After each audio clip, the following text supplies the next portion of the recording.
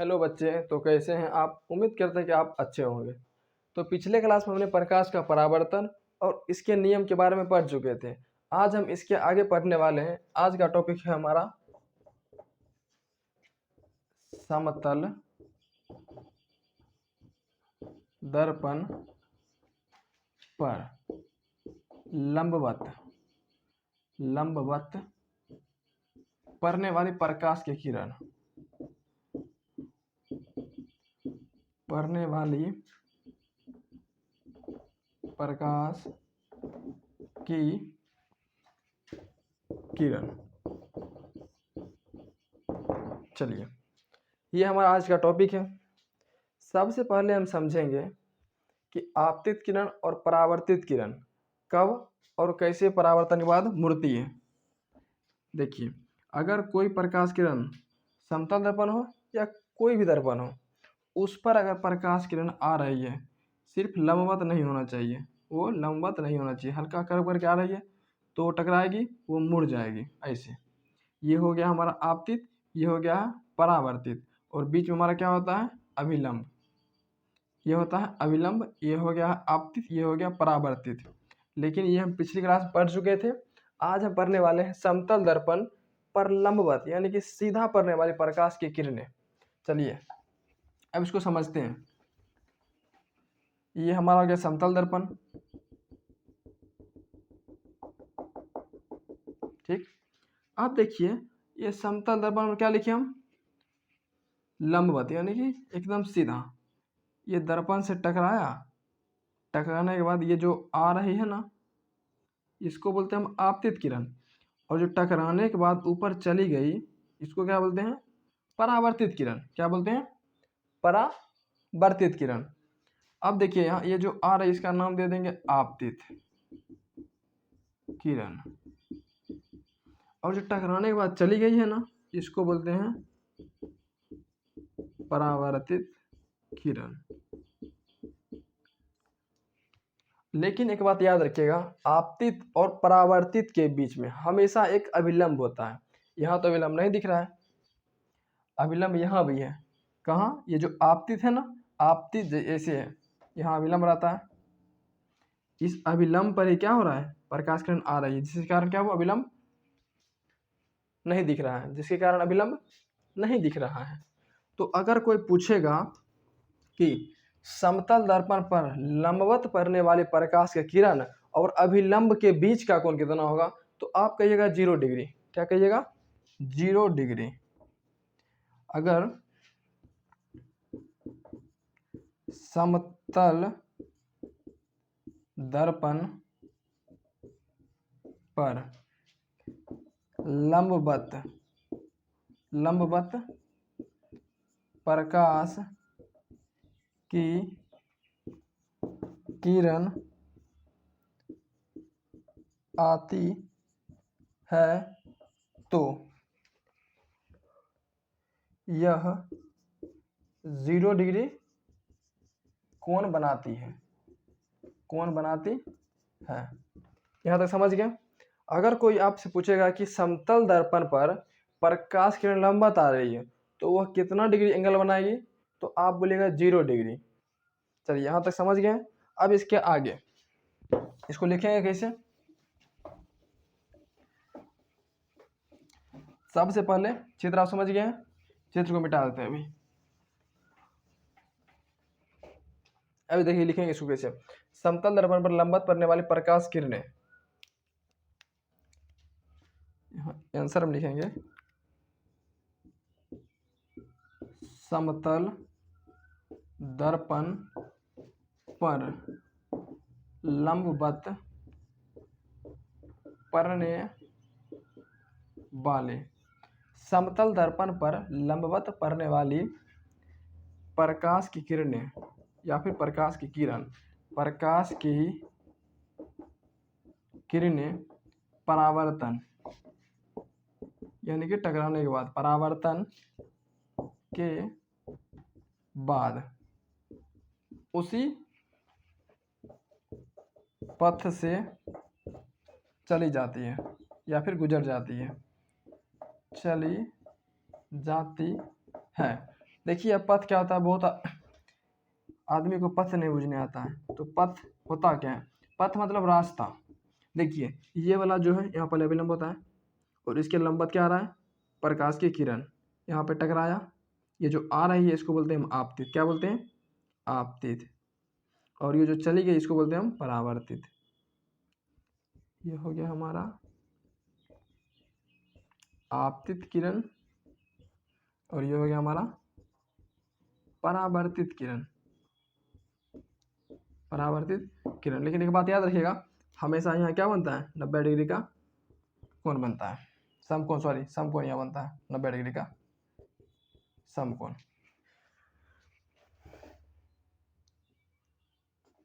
इसको समझते हैं पहले। क्या लिखे हम, समतल दर्पण पर लंबवत पड़ने वाली प्रकाश की किरणें, ये समतल दर्पण है, इस पर लंबवत प्रकाश किरण पड़ रही है।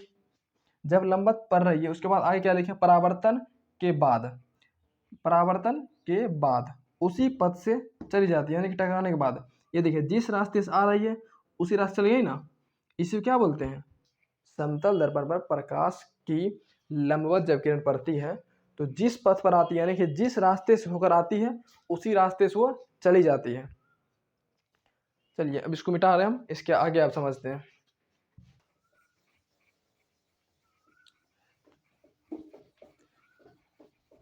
अगर कोई पूछेगा समतल दर्पण पर लंबवत पड़ने वाले प्रकाश के किरण के बीच और अभिलंब के बीच का कोण कितना डिग्री बनता है, तो आप कहिएगा सीधा 0 डिग्री। क्यों, आपतित किरण और अभिलंब के बीच का कोण हमेशा 0 डिग्री बनता है। ये हो गया। अब आइए अगला टॉपिक क्या है, प्रतिबिंब।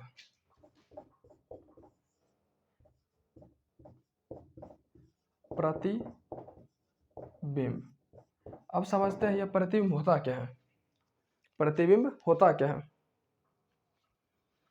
सबसे पहले हम यह समझेंगे कि प्रतिबिंब की क्या है और इसकी कितने प्रकार हैं।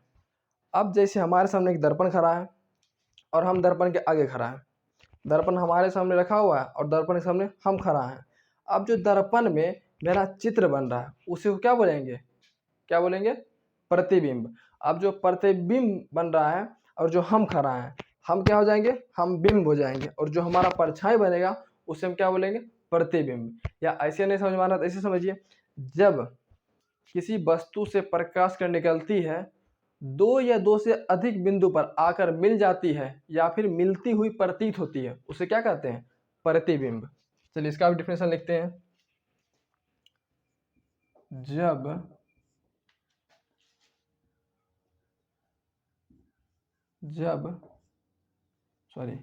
प्रकाश की किरण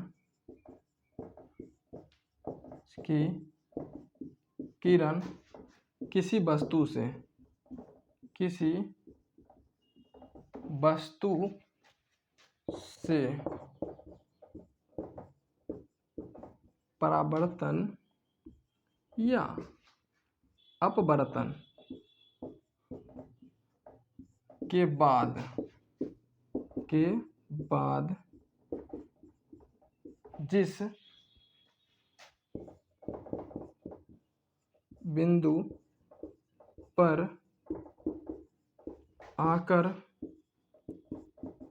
मिलती है या मिलती हुई प्रतीत होती है, या मिलती हुई प्रतीत होती है,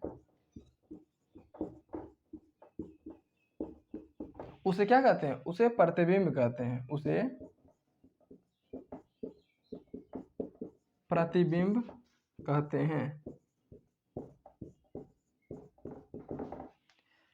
जैसे यहाँ पे एक हम रख दें क्या, दर्पण, समझिए दर्पण है, कौन दर्पण है, समतल दर्पण है। हम यहाँ इसका क्या हो गया, ये अभिलंब हो गया, अभिलंब हो गया है ना। हम अगर दर्पण के सामने एक वस्तु को रख रहे हैं, अब जो दर्पण के अंदर उस वस्तु का जो चित्र बनेगा उसी को हम बोलेंगे क्या, प्रतिबिंब। क्या बोलेंगे, प्रतिबिंब। प्रतिबिंब बनता कैसे है, इसके आगे पढ़ेंगे, पहले इसको हम समझते हैं। इसको भी रोक देते हैं, प्रतिबिंब के प्रकार पढ़ लेते हैं, उसके बाद पढ़ेंगे समतल दर्पण से कैसा प्रतिबिंब बनेगा, आभासी, वास्तविक या फिर अन्य जैसा। चलिए प्रतिबिंब हो गया है। अब आते हैं अगला टॉपिक, प्रतिबिंब के प्रकार। चलिए अगला टॉपिक दीजिए, प्रतिबिंब के प्रकार। प्रतिबिंब के प्रकार। प्रतिबिंब होते हैं दो प्रकार का, प्रतिबिंब दो प्रकार का होते हैं। पहला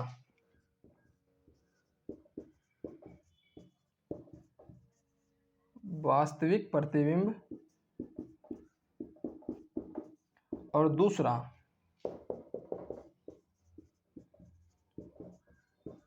आभासी या काल्पनिक प्रतिबिंब। काल्पनिक प्रतिबिंब। चलिए प्रतिबिंब के प्रकार। प्रतिबिंब दो प्रकार के होते हैं, पहला होता है वास्तविक प्रतिबिंब और दूसरा होता है आभासी या काल्पनिक प्रतिबिंब। इसको मिटाने के बाद हम ये दोनों का परिभाषा समझेंगे, इस दोनों का परिभाषा लिखेंगे।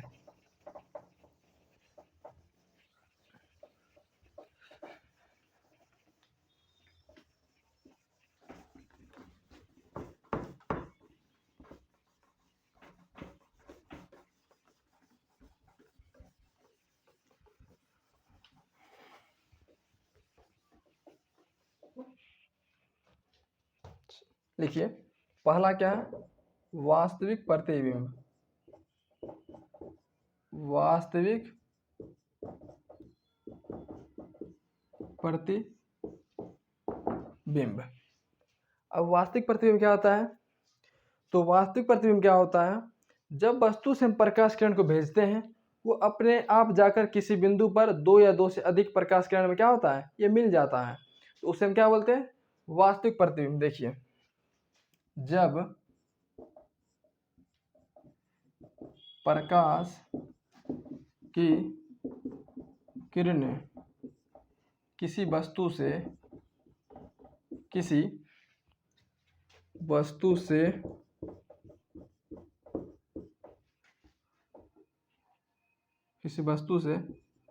परावर्तन या अपवर्तन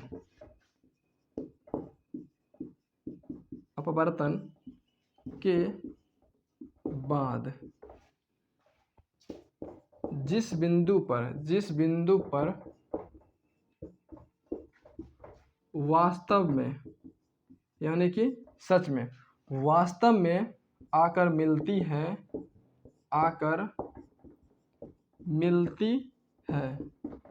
उसे कहते हैं वास्तविक प्रतिबिंब। उसे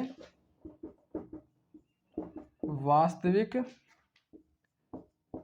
प्रतिबिंब कहते हैं।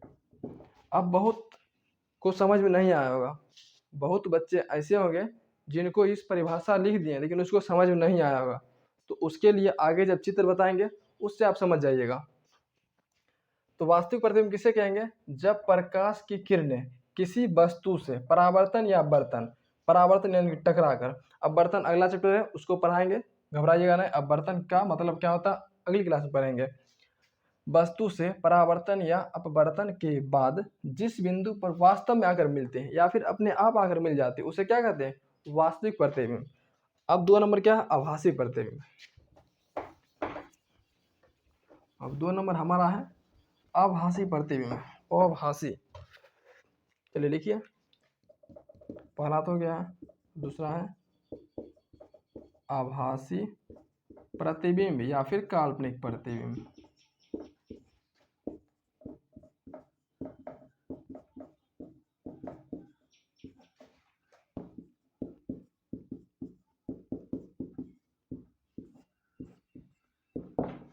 देखिए इसमें क्या पढ़ाए थे, वास्तविक में जब प्रकाश की किरणें किसी वस्तु से परावर्तन या अपवर्तन के बाद जिस बिंदु पर वास्तव यानी कि अपने आप मिल जाती है या मिलती हुई प्रतीत होती है, सॉरी प्रतीत हो जाएगा आभासी में, मिल जाती है अपने आप, उसे क्या बोलेंगे, वास्तविक प्रतिबिंब। क्या बोलेंगे, वास्तविक। अब आभासी क्या बोलेंगे, आभासी में देखिए लिखेंगे जब प्रकाश की किरणें किसी वस्तु से परावर्तन या अपवर्तन के बाद वास्तव में नहीं मिलती है, वास्तव में नहीं मिलती है, वास्तव में नहीं मिलती है और यह मिलती हुई प्रतीत होती है, मिलती नहीं है, यह मिलती हुई प्रतीत होती है, यह किसी बिंदु पर मिलती हुई प्रतीत होती है और यह किसी बिंदु पर मिलती हुई प्रतीत होती है, मिलती हुई प्रतीत होती है। यहाँ देखिए इसमें क्या लगे थे हम, वास्तविक में जब किसी वस्तु से प्रकाश किरण को भेजेंगे वो एक ही बिंदु पर जाकर अपने आप मिल जाएगा, उसे हम बोलेंगे वास्तविक प्रतिबिंब।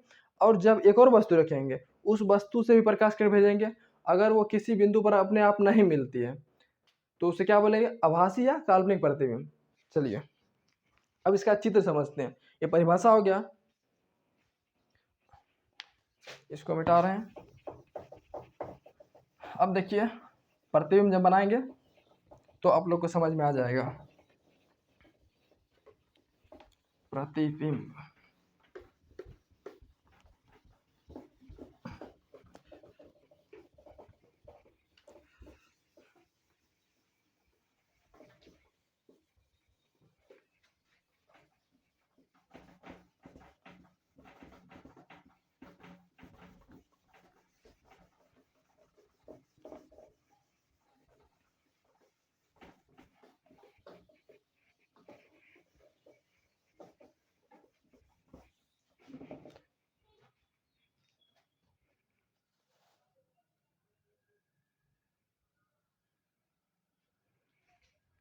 चलिए अब अगला टॉपिक हमारा आ गया है समतल दर्पण से बना प्रतिबिंब। समतल दर्पण से बना प्रतिबिंब,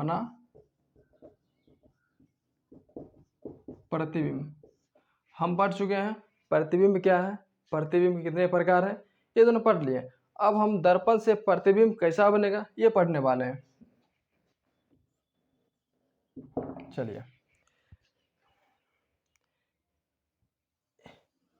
यहाँ देखिए ये हमारा क्या है, समतल दर्पण रखा हुआ है, समतल दर्पण,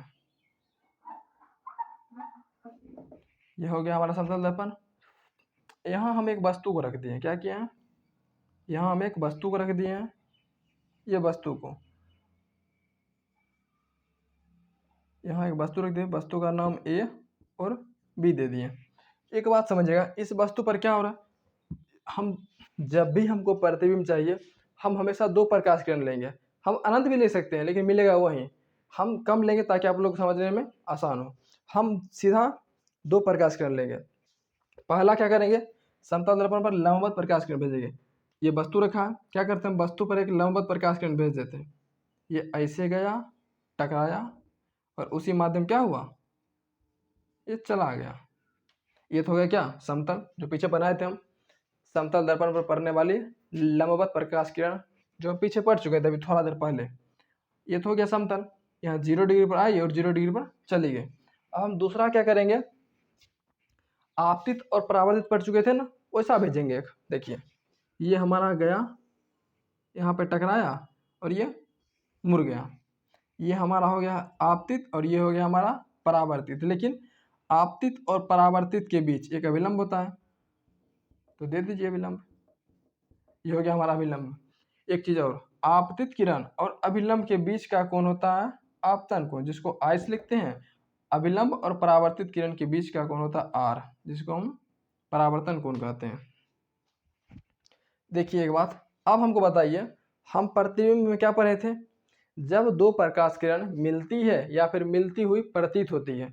यहाँ देखिए, कोई प्रकाश किरण मिल रही है अपने आप, ये प्रकाश देखिए, ये इधर चल जाएगी ऐसे, और ये वाला ऐसे चल जाएगी, ऐसे है, ऐसे है ना, ऐसे चल जाएगी, नहीं ना मिलेगी, तो इसको मिलाएंगे।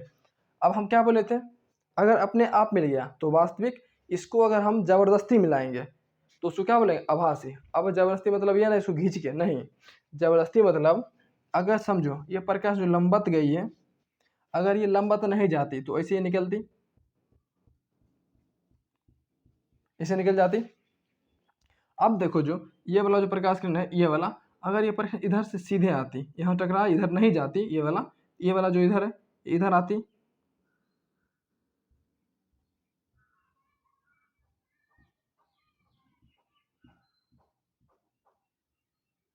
यहाँ पे क्या हुआ, दोनों मिल गए आपस में।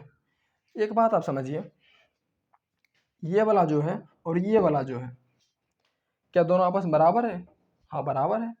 देखिए इसका प्रतिबिंब कैसा बना, ए बी वस्तु था, सेम बना है, ए डैश बी डैश, ए डैश बी डैश।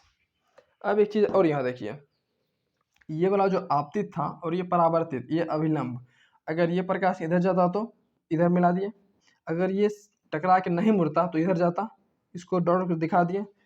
अब आपको समझना है वास्तविक कैसा होता है और आभासी कैसा होता है। अगर दर्पण के सामने किसी भी, या फिर चित्र ये है, ये तो नहीं पढ़ा है, इसी में समझाते हैं। अगर किसी भी, जब प्रतिबिंब की बात हो, अगर कहीं भी ऐसे करके डॉट डॉट दिख के दो किरण को आपस मिलाया गया हो डॉट डॉट करके, जैसे ये डॉट डॉट है ना, ये अगर डॉट डॉट करके अगर कहीं पर भी दिख गया और पूछ देगा ये कैसा प्रतिबिंब है, तो आपको बोलना है आभासी प्रतिबिंब है या फिर काल्पनिक प्रतिबिंब है। अगर कोई प्रकाश में अपने आप मिल गया ऐसे, जैसे यहाँ से इधर से आ रही है और इधर से आ रही है, दोनों आपस में अपने आप मिल गई, तो आप बोलिएगा यह है वास्तविक। क्या बोलना है, यह है वास्तविक। चलिए, ये हमारा कैसा हो गया, ये हो गया हमारा आभासी हो गया। यहाँ इसका लिख देते हैं, पहले लिख देते हैं, ए बी बराबर क्या है, ए डैश बी डैश, ये वस्तु के बराबर है। जितना बड़ा वस्तु है उतना ही बड़ा क्या है, हमारा प्रतिबिंब है। जितना बड़ा वस्तु है उतना ही बड़ा हमारा प्रतिबिंब बन के तैयार है। अब उसके बाद देखिए, ये जितना दर्पण से आगे वस्तु रखा है ना, उतना ही दर्पण के पीछे बना है। जितना दर्पण के आगे वस्तु रखा है उतना ही दर्पण के पीछे बना है। उसके बाद देखिए एक चीज और, दर्पण से वस्तु की दूरी को, दर्पण से, यहाँ देखिए, यहाँ लिख देते हैं, दर्पण से वस्तु की दूरी को यूं से लिखते हैं। दर्पण से वस्तु की दूरी को हम यूं से लिखते हैं। उसके बाद देखिए, और दर्पण से प्रतिबिंब की दूरी को हम भी से लिखते हैं। दर्पण से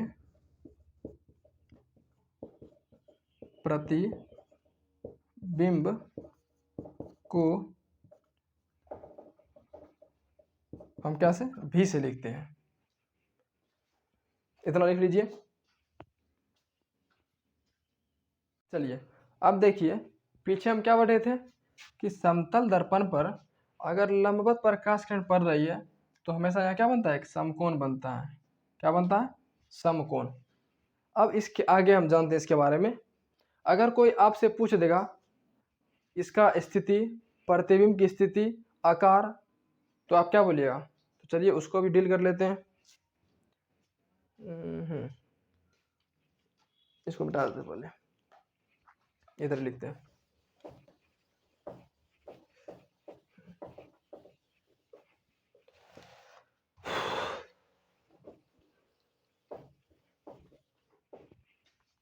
सबसे पहले हमारा होने वाला है एक नंबर वस्तु की स्थिति।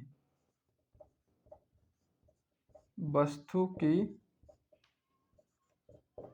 स्थिति, दर्पण के आगे वस्तु कहाँ रखी गई है, दर्पण के आगे, तो यहाँ लिखेंगे हम दर्पण के आगे, ये हो गया। अब दूसरा नंबर आता है, उसके बाद पूछ लेगा प्रतिबिंब की स्थिति। क्या पूछ लेगा?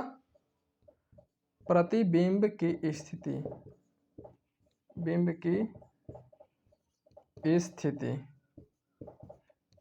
अब देखिए प्रतिबिंब स्थिति कहाँ है, ये हमारा वस्तु रखा है दर्पण के आगे, और प्रतिबिंब कहाँ बना है? दर्पण के पीछे। तो हम बोलेंगे क्या? दर्पण के पीछे, के पीछे। अब पूछ लेगा प्रतिबिंब के प्रकार कैसा, आभासी है या वास्तविक है? 3 नंबर पूछ सकता है प्रतिबिंब की प्रकृति की कैसा बना है। देखिए क्या बोले थे, अगर कहें डॉट डॉट दिख गया है तो उसको हम क्या बोलेंगे? आभासी या काल्पनिक। तो कैसा बना है? आभासी या काल्पनिक प्रतिबिंब।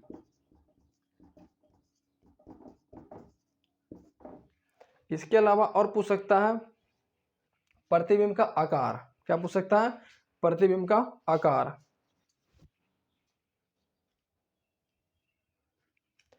कहाँ लिखे? हाँ 4 नंबर यहाँ लिख देते हैं।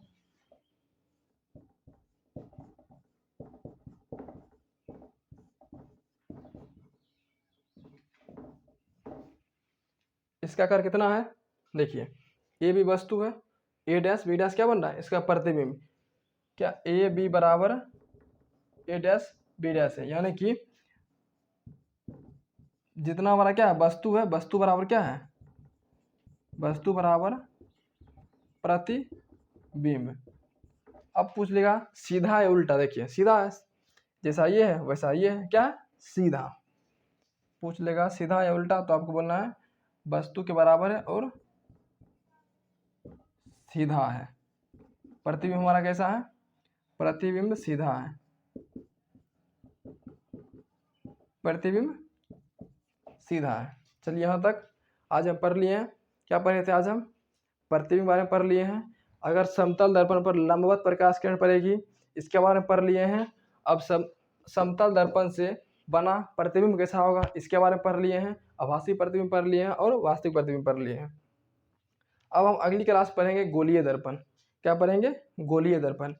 अगर कोई पूछेगा कि समतल दर्पण की विशेषता बताइए, तो आप विशेषता में भी ये बता सकते हैं कि वस्तु की स्थिति दर्पण के आगे रहेगा तो वस्तु का प्रतिबिंब बनेगा दर्पण के पीछे, या फिर प्रतिबिंब प्रकृति कैसी होगी, तो आपको बोलना है प्रतिबिंब आभासी होगी। कैसी? आभासी। और आपको कोई पूछ लेगा प्रतिबिंब का आकार कैसा होगा, तो बोलना वस्तु के बराबर प्रतिबिंब। उसके अलावा पूछ सकता है प्रतिबिंब सीधा है उल्टा, तो आप बोलिएगा सीधा है। खत्म। चलिए क्लास इतना खत्म हो गया आज। चलिए ये भी लिख देते हैं, नहीं तो आप लोग कंफ्यूज हो जाइएगा। समतल दर्पण से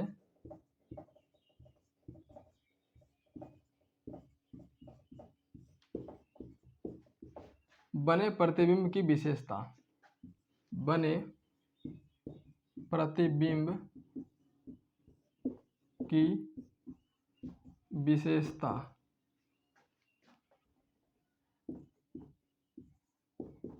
विशेषता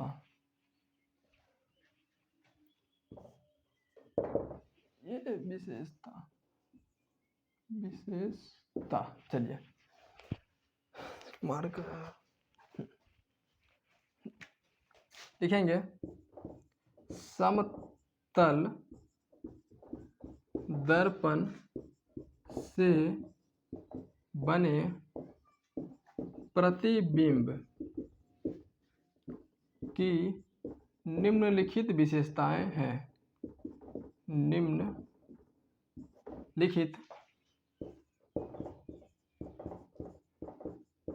विशेषताएं हैं। इतना लिखने के बाद नंबर देकर लिख सकते हैं।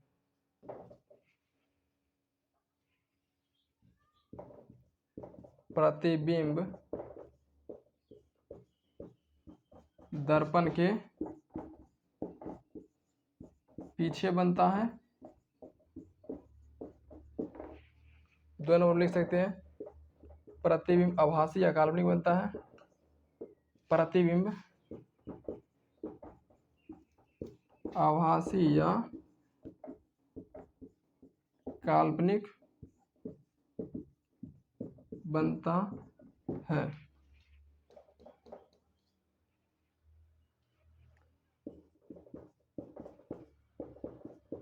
प्रतिबिंब के आकार वस्तु के बराबर होता है। और चौथा लिख सकते हैं हम,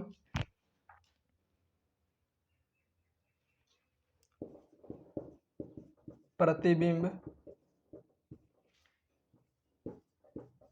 दर्पण के उतना ही पीछे बनता है जितना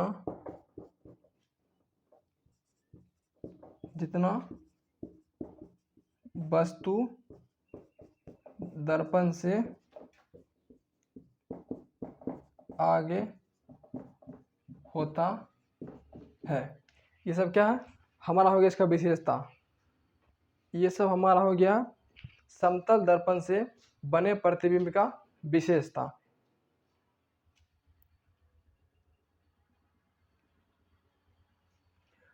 इसके अलावा और भी लिख सकते हैं कि प्रतिबिंब हमेशा क्या होता है, सीधा बनता है। चलिए इसको भी लिख देते हैं,